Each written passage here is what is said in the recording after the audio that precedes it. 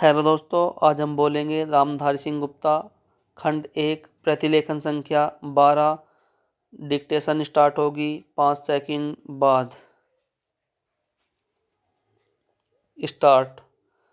अध्यक्ष महोदय, जिस भावना से मैंने यह बिल पेश किया है उसको विरोधी पक्ष के लगभग सभी सदस्यों ने एक मत से महसूस किया है कि देश में बेकारी की जो समस्या है वह एक भयंकर समस्या है और उसके कारण हमारे देश का विकास, चाहे वह सामाजिक हो, आर्थिक हो या सांस्कृतिक, रुका हुआ है और ऐसी स्थिति में हम आगे बढ़ नहीं सकते हैं।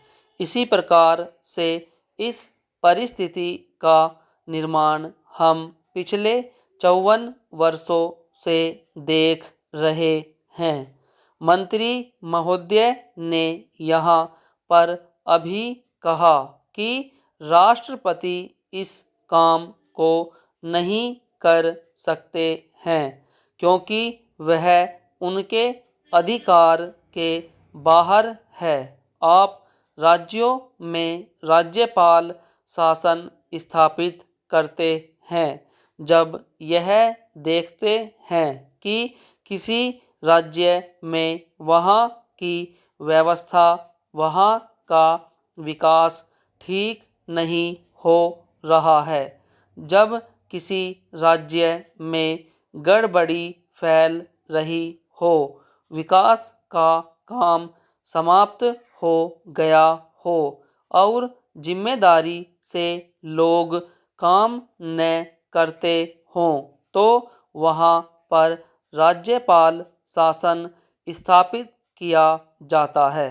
ऐसे बहुत से उदाहरण हमारे देश में मौजूद हैं।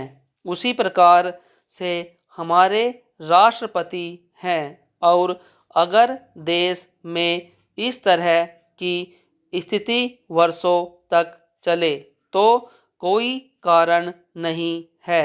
आपात के रूप में राष्ट्रपति इस देश की सुरक्षा के लिए, इस देश की उन्नति के लिए जिम्मेदारी अपने हाथ में न ले सकें।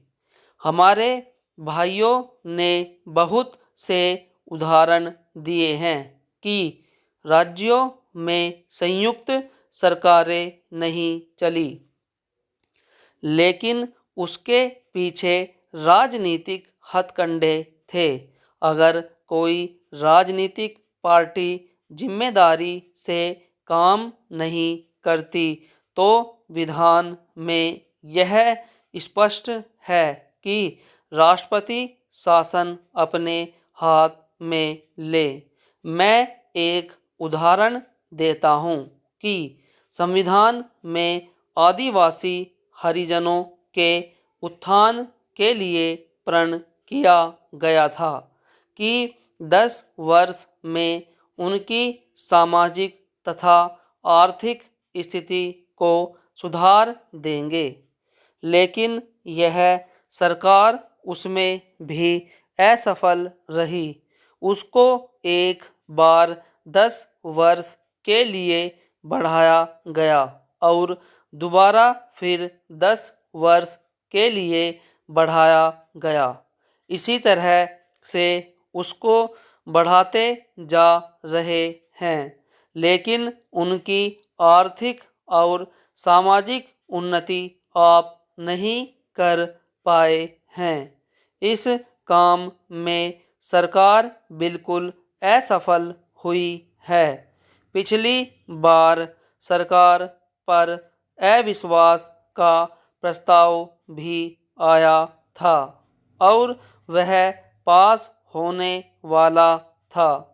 इसलिए मेरा कहना है कि हमारे देश में यह जो बेकारी की समस्या है, वह एक बहुत ही भयंकर समस्या है। स्टॉप।